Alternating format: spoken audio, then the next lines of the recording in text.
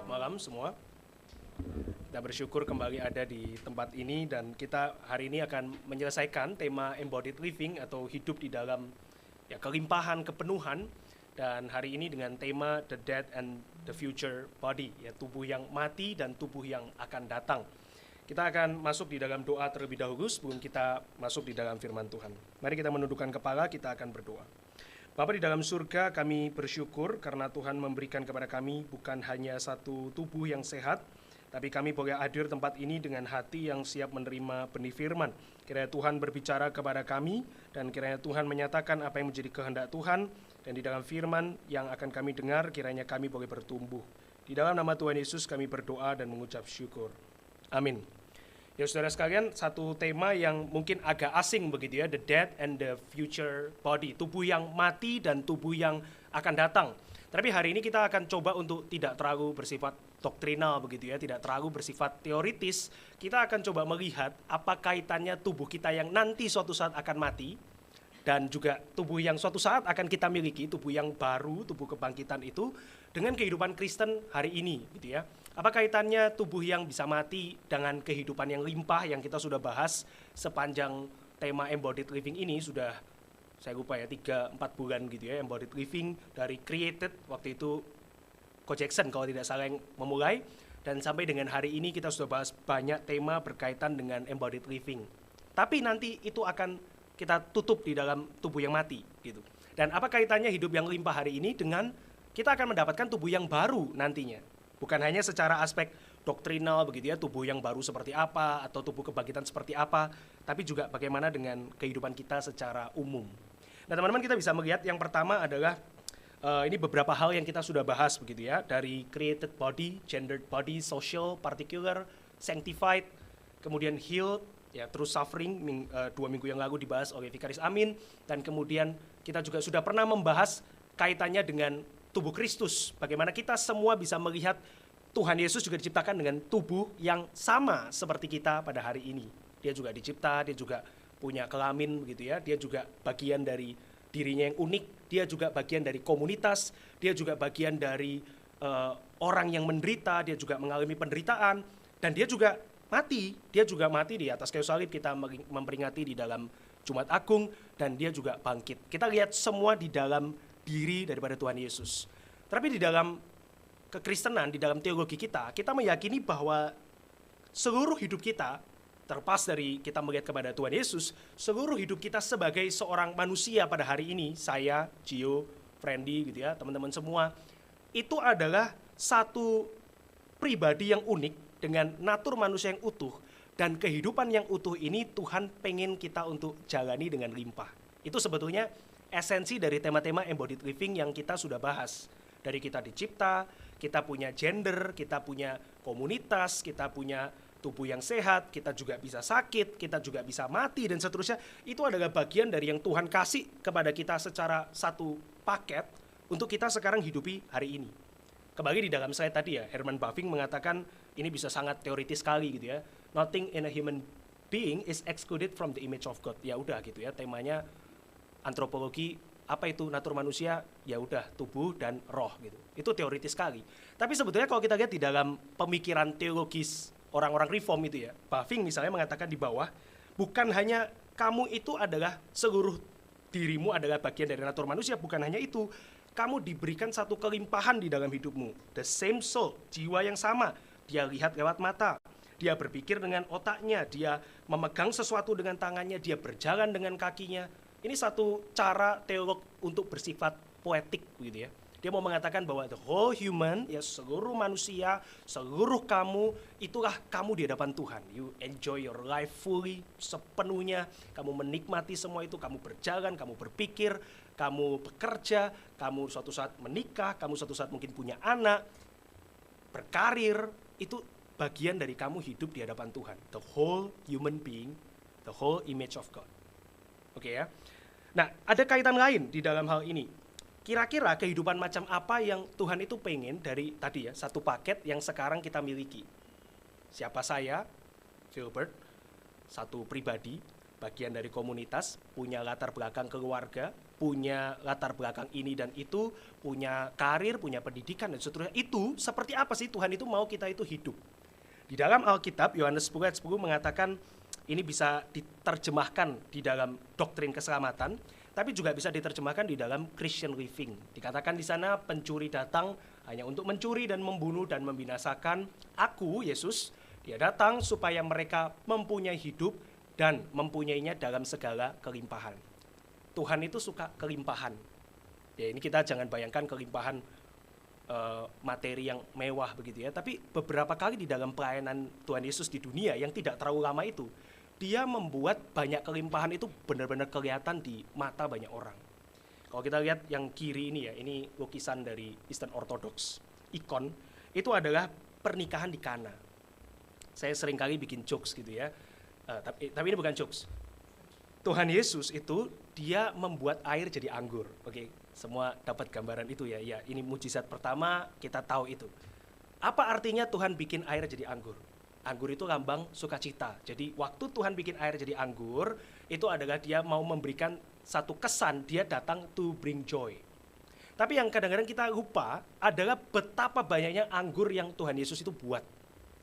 Dia buat anggur, air jadi anggur diisi ke 6 tempayan besar itu, stone jars dalam bahasa aslinya, itu masing-masing bisa 20-30 galon anggur. Jadi kira-kira Tuhan Yesus itu buat 800-1000 liter anggur. Dan nanti di dalam cerita itu, di dalam Yohanes itu, yang dicedok oleh pemimpin pesta, itu cuma 1 kali selesai gitu. Dia nggak, mana lihat coba 6 stone jar itu sini tak minum semua gitu. Nggak begitu, dia bukan pemabuk gitu. Jadi kenapa Tuhan Yesus perlu buat itu sampai 6 stone jar yang besar itu penuh dengan anggur? Kalau dia bikin aja gitu ya, 1 jar kecil tapi keluar terus airnya kayak pitcher gitu, kan keren juga gitu ya. Kenapa kok perlu ada 6 stone jar besar yang kira-kira sepinggang orang dewasa? Ya karena dia mau menunjukkan bukan sedikit joy yang dia mau kasih, tapi waktu dia datang dia mau kasih much joy, kelimpahan yang besar, digambarkan dengan 6 stone jar itu. So, cara orang pembaca Yohanes itu adalah nanti ketika anak manusia itu datang yang kedua kali, kita akan mendapatkan sukacita yang semelimpah ini, yang gak habis-habis anggurnya itu. Yang kalau kamu minum sendiri kamu pasti mati gitu kira-kira ya. Saking banyaknya joy yang diberikan kepada kamu. Oke, lihat lagi di slide. Yang kanan kita tahu cerita ini gitu ya. Itu adalah Tuhan yang memecah-mecah 5 roti, 2 ikan itu feed thousands of people, lebih dari 5.000 orang, dan sisa 12 bakul. Kan boros gitu ya, dibuang-buang gitu misalnya. Atau ya entah mungkin dibawain jadi bekal atau apa. Kenapa nggak bikin yang cukupan aja sih? Masa sih Tuhan Yesus itu dia pecah-pecah tapi dia nggak bisa ngepasin kira-kira perutnya semua orang makan berapa banyak. Exactly pas seperti itu. Sama ya, Yohanes 10 dia datang to give abundance, kelimpahan. Jadi kehidupan Kristen itu Tuhan pengen kita itu jalani dengan melimpah. Jadi kalau hari ini kita itu merasa hidup gini-gini doang cukup gitu ya, ya udahlah terima gitu. Katanya orang Kristen itu harus cukupan gitu. Ya bisa bener bisa enggak gitu. Kalau orang nggak bisa bersyukur ya salah pasti. Tapi bukan berarti hidup itu nggak boleh ada joy, abundance, kelimpahan, sukacita yang benar ya, sukacita yang benar. Karena Tuhan itu datang to give that. Jadi kehidupan Kristen macam apa yang Tuhan itu kira-kira pengen kita miliki, ya kehidupan yang melimpah seperti ini. Kehidupan yang penuh dengan sukacita. Nah, teman-teman, problemnya di dalam embodied living adalah kita itu bukan orang yang mungkin mempertanyakan itu. Jadi ya, kita ini bukan orang asketik. Kalau mungkin kita bicara ke gereja yang lain, yang pemudanya itu sangat anti kenikmatan gitu ya. Setiap hari cuma berdoa di gereja, mungkin kita perlu tekankan itu. Tapi kita bukan pemuda yang seperti itu gitu ya. Kita mungkin justru perlu diingatkan bahwa kita bukan hanya sekarang menjalani kehidupan dengan limpah, tapi kita jangan sampai lupa melihat realita yang kita nantikan yang masih besok. Sekali lagi gitu ya, slide-nya boleh ditutup sebentar. Kalau kita bicara ke gereja yang penekanannya itu hidup itu mesti menderita. Misalnya kita ini di ladang misi gitu ya. Terus setiap hari kalian itu dikejar-kejar, mau ditanya imanmu apa gitu ya. Terus mesti ngumpet-ngumpet gitu ya. Ke gereja mesti curi-curi, bawa Alkitab mesti disembunyiin. Ya mungkin kita perlu menekankan ini loh. Gimana caranya di tengah hidup yang suffering ini, Nah, mesti ada abundance, mesti ada kelimpahan. Tapi kita kan sebaliknya. Kita adalah orang yang mungkin terbiasa menikmati kelimpahan. Saya nggak tahu teman-teman di sini semua melimpah atau enggak hidupnya gitu ya, tanda kutip. Tapi lumayan nggak saya kira kita ini ada di dalam kelimpahan. Kita ini nggak kekurangan dari materi sampai yang harusnya rohani juga ada kekurangan. Karena semua itu provided di dalam gereja, di rumahmu, di pekerjaanmu dan seterusnya. Maka hari ini kita justru perlu diingatkan tantangan ini, yaitu bagaimana kita terus mempertahankan pengharapan Kristen kita di tengah hidup yang hari ini tuh sudah limpah. Nanti di dalam diskusi mungkin kalian bisa ngomong gitu ya, gua nggak limpah, lu doang gitu ya. Saya langsung merasa nggak enak. Tapi kayaknya ya, secara umum cukup melimpah di dalam pemuda kita di tempat ini. Jadi kita perlu diingatkan bagaimana kita mempertahankan pengharapan Kristen itu. Ini tantangannya. Boleh dilihat di dalam slide. Kita sudah belajar mengenai misi-misi ini, bagaimana kita harus embracing God's gift, bagaimana kita harus living in abundance, bagaimana kita harus abide in the truth, bagaimana kita harus savor God's grace. Kita nggak kekurangan misi-misi ini, teman-teman. Misalnya kita diingatkan ya di dalam bekerja gitu ya. Kamu harus mengerti talenta yang Tuhan kasih. Bagaimana kamu jadi penata layan untuk talenta itu. Mesti diasah bagaimana gitu ya. Kamu yang punya uang, tabungan, punya investasi, kamu punya bisnis. Bagaimana kamu mesti pakai itu dengan baik. Itu kan kita sering belajar ya. Kamu sudah punya misalnya skill, kamu punya relasi, kamu punya komunitas, kamu punya keluarga. Itu misi, teman-teman. But how about the vision? Bagaimana kita itu meletakkan mata kita kepada the fullness yet to be revealed, yang belum dinyatakan oleh Tuhan. Sehingga hari ini waktu kita hidup di dalam kelimpahan seperti yang Tuhan itu memang mau berikan, kita tetap enggak kemudian lihat terus saja di dalam dunia ini dan lupa yang Tuhan mau nyatakan kelak. Karena hari ini mungkin itu lebih bahaya buat konteks kita. Waktu kita lagi menikmati apa yang Tuhan kasih gitu ya, dan gak salah menikmati itu, bagaimana kita itu gak menaruh pengharapan sepenuhnya di apa yang kita punya. Waktu itu diambil misalnya, waktu kita kehilangan itu, waktu kita harus berjuang dan gak mendapatkan yang kita pengen capai, bagaimana kita itu gak kecewa berlebihan. Bukan gak boleh kecewa ya, kecewa berlebihan. Kita mau lihat visi ini. Salah satu cara yang Alkitab itu nyatakan adalah ini jalan keluarnya. Waktu orang gak mau lihat dunia ini terus, dia mau bertumbuh sebagai orang Kristen, Alkitab mengajak kita untuk menjadi orang yang eskatologis. Eskatologis itu bersifat akhir zaman. Nah, kita kadang sebagai orang Kristen itu pikir akhir zaman cuman, oh nanti kerajaan 1000 tahun gitu ya. Kapan kiamat, kapan ini dan itu. Itu hal-hal yang gak penting di dalam eskatologi. Yang penting di dalam eskatologi adalah bagaimana sekarang hidup kita hari ini itu menjadi berubah, berbeda, karena kita mengerti Tuhan akan datang yang kedua kali. Itu eskatologi sebetulnya. Jadi sebetulnya cara orang Kristen, I have to say, di dalam gereja-gereja secara umum, itu adalah bukan eskatologi, itu namanya millenarianism. Mereka fokus pada yang 1000 tahun, yang ideal, yang otherworldly, yang gak seperti dunia hari ini. But that's not eschatology. Eskatologi itu deal dengan bagaimana saya sebagai orang Kristen sekarang, itu nggak putus harapan ketika hidup hari ini yang Tuhan katakan mau melimpah itu ternyata nggak semelimpah yang ada di realita. Nah di situ eskatologi itu penting. Kita akan lihat teman-teman ya. Pertama, sebagai orang yang eskatologis, kita itu harus belajar menerima kesementaraan. Kita lihat di dalam Yakobus 4 ayat 13 sampai 14 ya. Teman-teman boleh buka di Alkitab kalau yang di layar terlalu kecil. Saya akan bacakan 2 ayat ini. Jadi sekarang, hai kamu yang berkata, ini Yakobus membuat suatu perumpamaan, hari ini atau besok kami akan berangkat ke kota Anu, dan di sana kami akan tinggal setahun dan berdagang serta mendapat untung. Ini so spiritful, sangat semangat sekali pedagang di dalam perumpamaan Yakobus ini. Dan Yakobus mengatakan, sedang kamu tidak tahu apa yang akan terjadi besok. Apakah arti hidupmu? Hidupmu itu sama seperti uap yang sebentar saja kelihatan, lalu lenyap, vapor, bahasa aslinya. Itu kalau kita bikin kopi panas, terus 1 menit pertama, itu kita bisa lihat asap hangus dari gelas panas itu. Itu yang dimaksud Yakobus. Di dalam Mazmur 103 ayat 15, bagian yang lain, kita bisa melihat pemazmur pakai contoh yang lain. Kamu itu manusia seperti bunga rumput.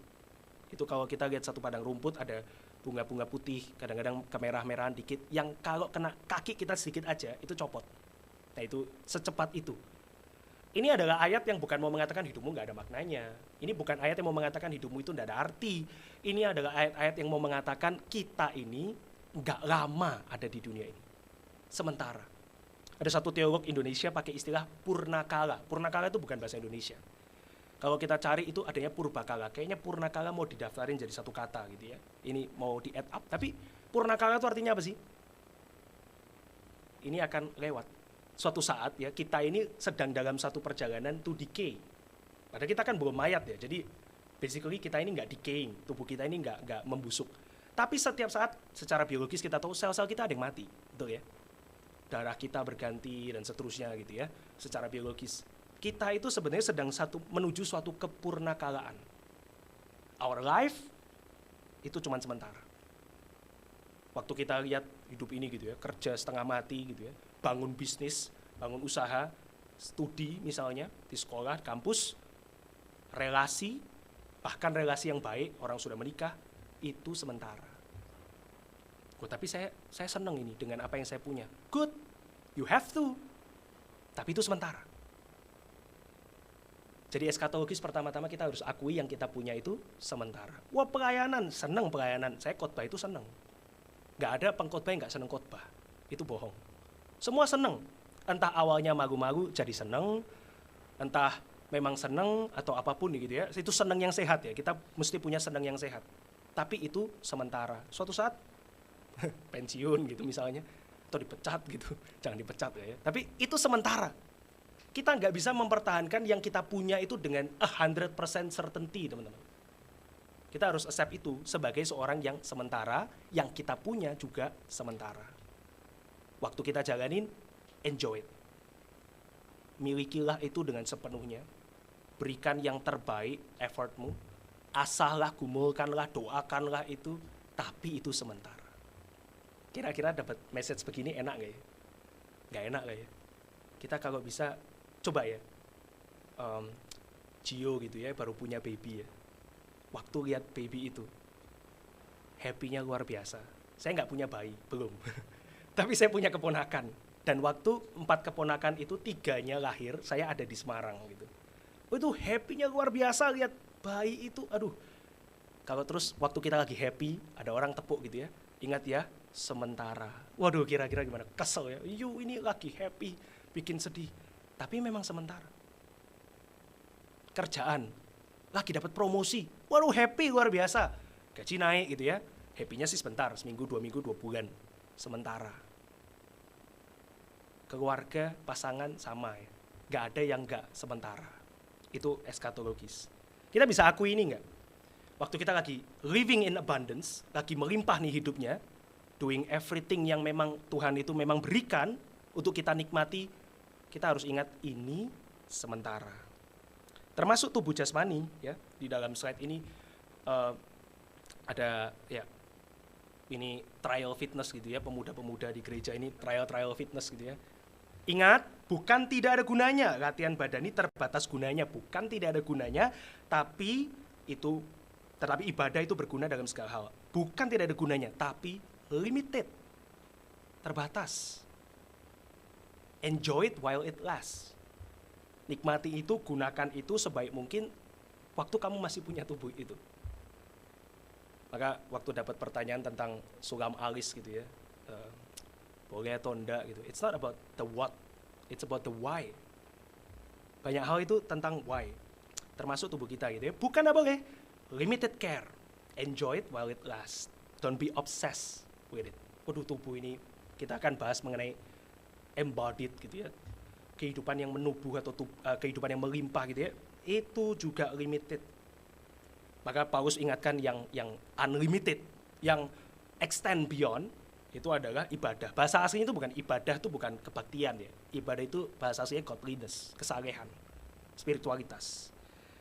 Yang kedua, part of being eschatological adalah kita mesti mengakui kerusakan dosa. Tadi kesementaraan, sekarang ada kemungkinan yang kita punya hari ini dari tubuh maupun pekerjaan, keluarga, and whatsoever, itu jadi instrumen bagi kejahatan.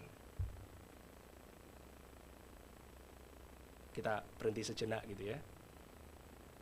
Mungkin enggak pekerjaan kita jadi alat kejahatan.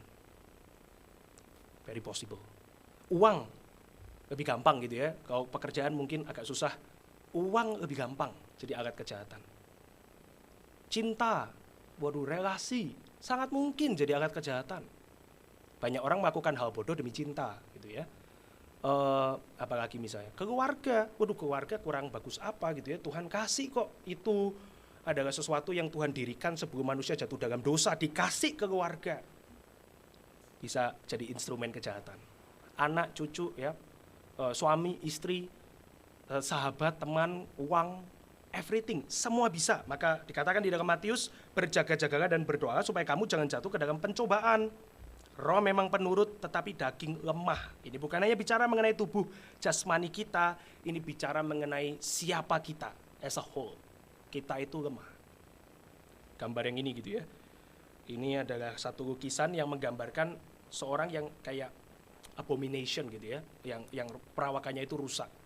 Dan ini untuk mengatakan bahwa how weak, how fragile, how beastly, seperti hewan buas. Apa yang kita punya hari ini kalau itu tidak dijaga dengan baik. Seperti lukisan itu gitu ya. Tidak ideal, kita mesti akui bukan cuma sementara, ini nggak ideal loh keadaan hari ini. Dan kita tahu dari mana ketidakidealan itu akhirnya membawa kita sampai kepada kematian. Teman-teman boleh lihat di dalam slide selanjutnya ya, ini adalah jelas kita bicara mengenai the dead body, tubuh yang mati. Kemana kita menuju, karena kita sementara ada kerusakan dosa, Alkitab bilang ada juga kematian di sana. Ada juga kematian, masuk melalui dosa menjadi realita hari ini. Tidak ada yang tidak mati hari ini. Dari tanaman, hewan, dan manusia, dan benda mati tentunya. Kita semua menurut Roma 8, groaning. Kita ini lagi sakit bersalin. Karena kita menantikan kapan ya keadaan yang tidak ideal ini itu diubah oleh Tuhan sedemikian rupa. Kita sekarang mesti deal dengan hal-hal yang tidak menyenangkan, dan paling jauh kita melihat ketidakmenyenangkanan itu ketika kita melihat kematian. Entah orang yang kita sayang atau kita suatu saat nanti akan mati, the dead body. Sedikit ya mengenai aspek doktrinal gitu ya. Waktu kita mati kita kemana ya? Ada yang mau coba jawab? Purgatori, amin? Enggak lah ya. Kita waktu mati, kalau Anda orang benar, Anda akan pergi ke surga. Ya benar surga ya, ke kuburan iya, dikubur. Kalau dikremasi nggak ke kuburan gitu. Kita akan pergi ke surga, bukan di dalam pengertian final, tapi surga di dalam pengertian intermediate sementara. Sampai nanti Tuhan datang yang kedua kali. Itu kita, gitu ya. Cukup sampai di sini aspek doktrinalnya. Selama hidup, sekarang kita lihat selama hidup, kita digambarkan di dalam 2 Korintus seperti tinggal di satu kemah. Coba kita buka ya, 2 Korintus pasal yang ke-5, ayat 1 dan 2. 2 Korintus pasal yang ke-5, ayat 1 dan 2. Saya bacakan ayat pertama, teman-teman baca 2 Korintus pasal 5 ayat yang kedua ya. 2 Korintus pasal 5 ayat pertama. Karena kami tahu bahwa jika kemah tempat kediaman kita di bumi ini dibongkar, Allah telah menyediakan suatu tempat kediaman di sorga bagi kita, suatu tempat kediaman yang kekal, yang tidak dibuat oleh tangan manusia. Ayat 2.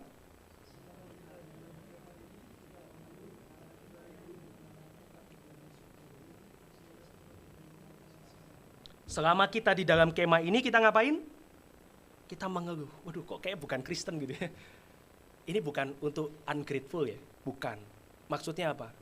Kalau kamu pakai kemahmu di dunia untuk melayani Tuhan, kamu nggak mungkin mengalami hidup yang sepenuhnya tuh enak doang.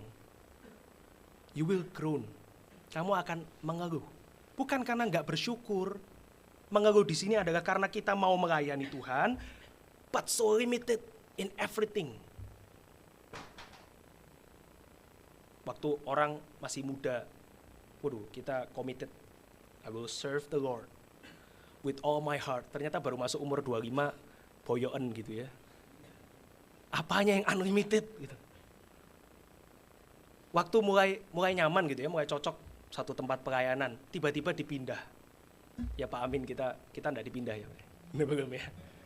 Could be kan, bisa kan. Waduh mulai nyaman, sudah mulai cocok sama tim pelayanan yang lain. Kita grown. Lagi enak keadaan, Tuhan kirimkan bos yang menyebalkan. di kantormu gitu. Waduh. Ground. Bukan yang karena dosa ya, bedakan ya. Ground karena dosa ya memang nasib gitu, memang gue berdosa gitu. Yunus kan nggak bisa mengeluh di atas kapal, kenapa badai ya, gue yang lari sih gitu. Tapi kan ada juga Paulus ya, juga mengalami badai di atas kapal kan, bukan karena Paulus lari. Which is ironic kan ya. Laut di mana Yunus melabuh itu dengan kapal itu kan laut yang sama dengan Paulus kan. Bedanya Yunus lari, Paulus nggak lari. Sama-sama badai. Dan bedanya lagi, Yunus yang nggak taat, kapalnya nggak karam, Paulus karam meskipun nggak ada yang mati gitu. Waduh, mana yang hamba Tuhan gitu ya. Ya, kita ada di kemah di dunia ini untuk melayani Tuhan. Problemnya teman-teman, kita seringkali membayangkan kemah seperti di gambar ini. Boleh ditayangkan? Kemah yang kita ingini. Lumayan lah, romantis gitu ya. Ada lampu teplok, bukan itu, sorry, itu chamomile tea, bukan lampu teplok. Itu teh gitu ya. Aduh, kasurnya sudah disiapkan, bed cover merek Coach Jackson gitu. Udah disiapkan semua itu, di kiri apa itu? Aromaterapi or whatsoever. Ada wine. So good gitu ya. Christian living at the fullness. Kemah enggak apa-apa Tuhan kalau kemahnya begini. Lumayan ya. Mau yang luar semua tuh samping tuh gelap tuh enggak apa-apa. Aku di kemahnya, kemah Tuhan. Anak Tuhan ya mesti enak hidupnya gitu ya. Tapi kalau kemahnya begini teman. Ini kemah yang kalau kita lagi sok-sokan pengen naik gunung, pokoknya kemah mahal, ya udah kita sewa yang paling murah ya, ini kemahnya kira-kira gitu. Nggak ada aromaterapinya, nggak ada penghangatnya, nggak ada bed covernya, nggak ada wine-nya. Di sini minumnya air panas gitu ya, yang buat cuci tangan sekaligus kamu minum. Kalau kemahnya seperti ini kita mulai groaning, tapi ini bukan masalah materi ya. Kadang-kadang Tuhan biarkan kita di kemah yang susah ya. Ada juga orang Kristen yang dikasih kemah enak. Ada. Ada juga mungkin ini siapa gitu ya. Orang Kristen yang dikasih keadaan yang tidak seenak itu oleh Tuhan. Ini bukan bicara kaya ndak ya. Selama di dunia bukan itu ya. Waktu kamu mau melayani Tuhan dikasihnya kemah begini. Masih mending teman-teman, saya cari gambar ini. Ya kalau kemah, ya kalau sleeping bag. Saya sengaja pilih yang paling norak jauh. Waktu naik gunung sama anak-anak STT naik gunung ke Gunung Gede gitu ya. Kita ini sok-sokan gitu ya. Apa sih ini beginner mountain gitu sih. Cuman berapa sih ketinggiannya? Katanya semua orang bisa naik. Ya benar bisa naik, malamnya dingin luar biasa. Dan kita karena anak STT mau hemat, kita pilih sleeping bag yang murah. Waktu di Jakarta, sleeping bag itu sama semua. Begitu didingin ya, ini kayak sleeping bag itu nggak ada hangatnya sama sekali, kita mau mati rasanya di atas itu. Saya beneran merasa mau mati di Gunung Gede itu malam. Saya takut mati ini kalau tidur tahu-tahu bangun ketemu Tuhan gimana gitu ya. Di atas gunung dingin sekali, padahal cuma 6 derajat Celcius. Ya dingin sih, tapi maksudnya nggak yang sampai freezing kan ya. Kenapa kok bisa kita rasanya mau mati di atas itu? Karena kita langsung kebayang gitu ya, ada teman yang nyenyak yang sleeping bag-nya mahal. Kita tuh rasa kesenjangan sosial gitu.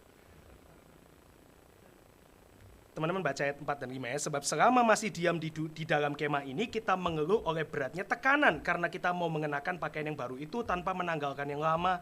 Supaya yang fana itu ditelan oleh hidup. Tetapi Allah lain justru mempersiapkan kita untuk hal itu dan yang mengaruniakan roh kepada kita sebagai jaminan segala sesuatu yang telah disediakan bagi kita. Maksudnya apa? Nggak ngerti kan? Maksudnya adalah kita mesti lihat kehidupan seperti Abraham. Bisa nangkep nggak kira-kira kaitannya apa dengan Abraham? Abraham itu kaya ya. Kalau teman-teman lihat, kalau teman-teman ingat khotbah Pak Agudin, waktu keluar dari Mesir, habis bohong nih soal istrinya, Tuhan itu berkati Abraham dengan much riches, kekayaan yang besar. Tapi ada konsekuensinya, dia nanti kurang akur sama Lot gitu ya, pisah dan seterusnya. But the point is Abraham itu kaya. Nanti waktu Lot ditahan, dia itu bisa bawa orang-orang laki-laki di household-nya dia, budak-budaknya dia untuk perang sama Raja Sodom. Jadi Abraham itu kaya, besar, dia bisa dirikan kota, tapi Tuhan nggak pernah minta Abraham dirikan kota. Abraham disuruh kemah. Kenapa kok Abraham disuruh kemah? Coba kita lihat Ibrani pasal 11. Ibrani pasal 11 ayat ke 8 sampai dengan ayat ke-11. Kita baca ya, bergantian ya. Ibrani pasal 11 ayat 8 sampai 11. Ini ayat 8. Karena iman, Abraham taat ketika ia dipanggil untuk berangkat ke negeri yang akan diterimanya, menjadi milik pusakanya. Lalu ia berangkat dengan tidak mengetahui tempat yang ia tuju. Ayat 9.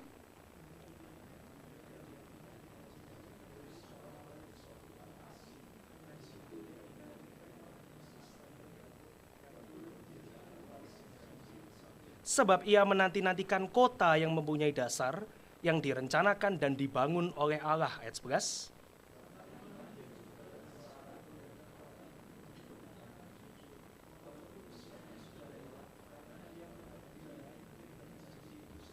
Kenapa Abraham gak dikasih bikin kota? Dikasih kemah. Padahal dia besar, kaya, dan dia bisa lakukan itu.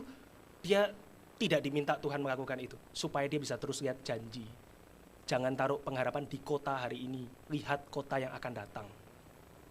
Maka saya kasih gambar ini gitu ya, yang dia di tenda, supaya dia bisa analogically ya, ini ilustrasi, dia bisa keep looking up ke surga, ke langit itu maksudnya, dan terus melihat janji Tuhan. Kita mungkin nggak dikasih kemah yang terlalu bagus ya, mungkin kita dikasih seperti Paulus ini, tapi Tuhan kasih kepada kita roh to keep testifying, dan untuk terus ajak kita lihat ke janji.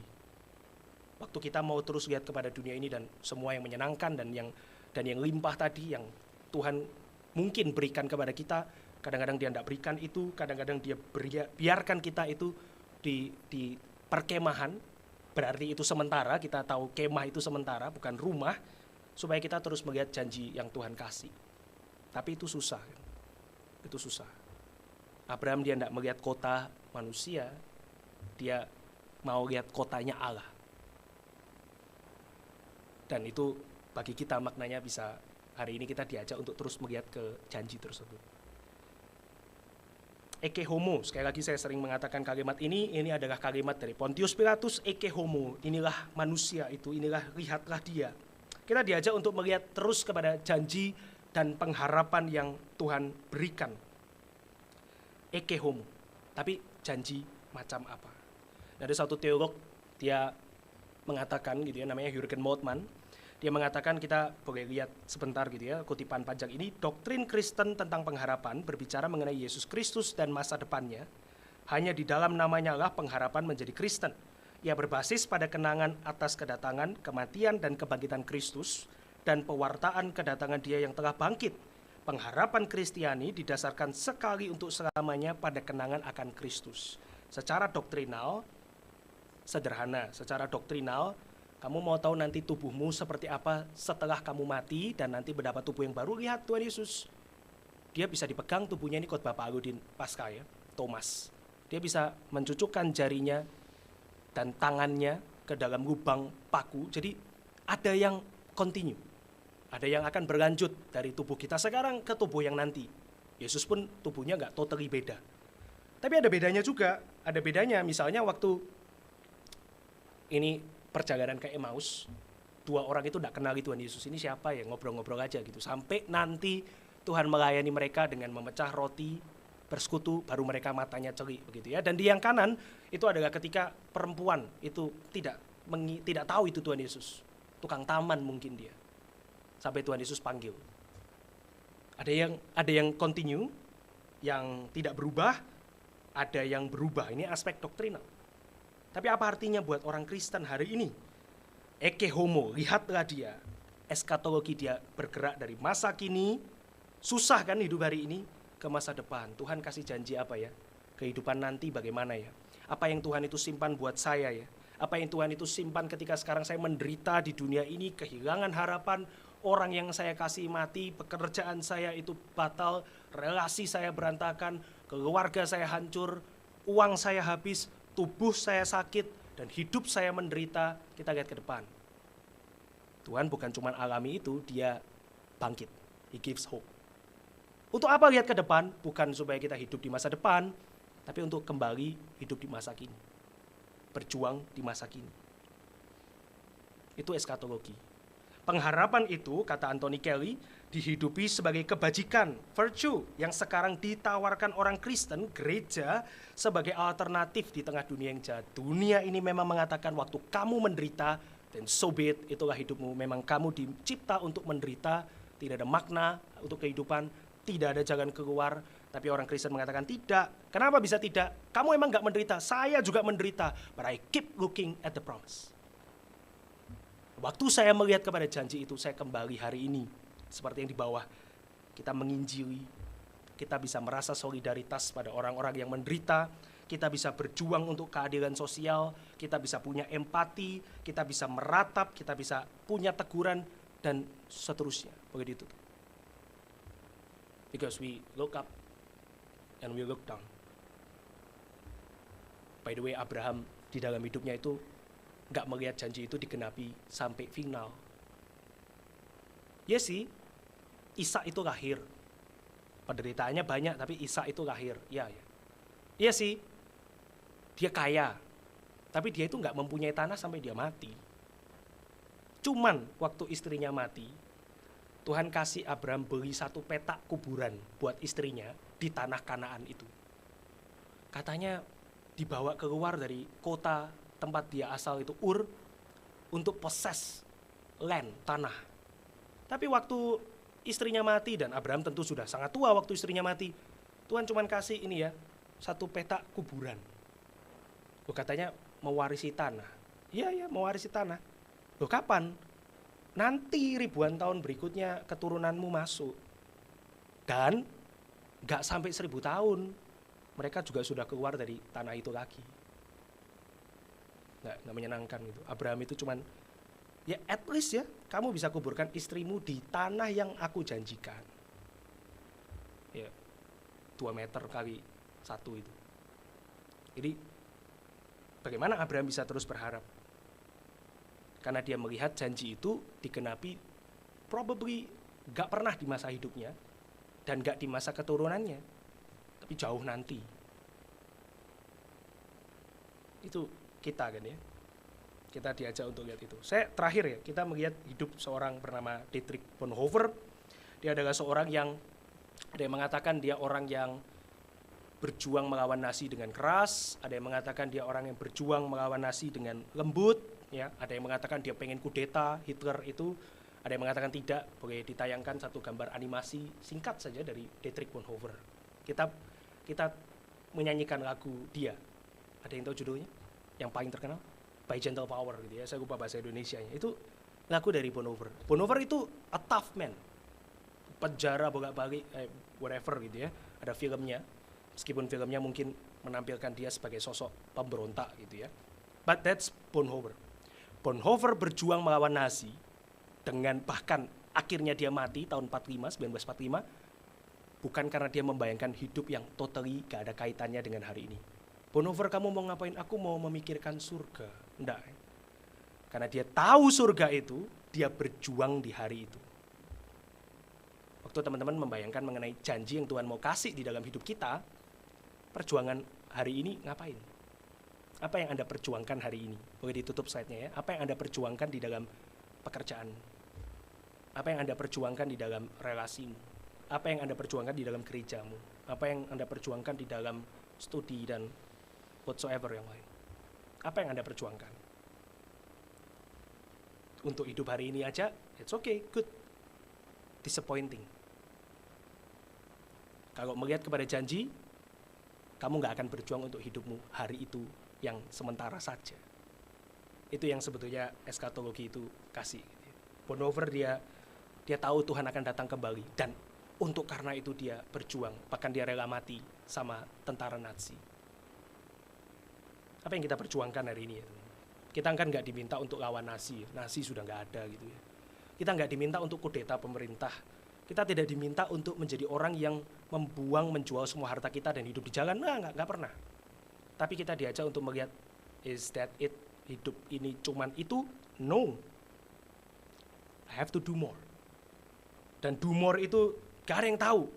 Apanya itu gak ada yang tahu. Untuk setiap kita mungkin beda. Tapi itu yang Tuhan itu berikan ya. What is embodied living? Embodied living adalah ketika orang-orang Kristen dia melihat realita hari ini, dia memperjuangkan realita hari ini, dia melihat janji itu ketika hidup menderita, dan dia kembali berjuang hidup di hari ini. That's embodied living. Mari kita masuk dalam doa. Bapa di dalam surga, kami bersyukur untuk perenungan kami pada malam ini. Sebentar kami akan memberi persembahan, kiranya Tuhan memimpin setiap kami untuk memberikan persembahan yang terbaik yang kami boleh berikan kepada Tuhan. Dan kiranya setiap kami yang sudah mendengar firman, kami boleh terus merenungkannya di dalam hidup kami. Juga nanti ketika kami ada diskusi, kiranya Tuhan memimpin. Di dalam nama Tuhan Yesus kami berdoa. Amin. Kita akan memberikan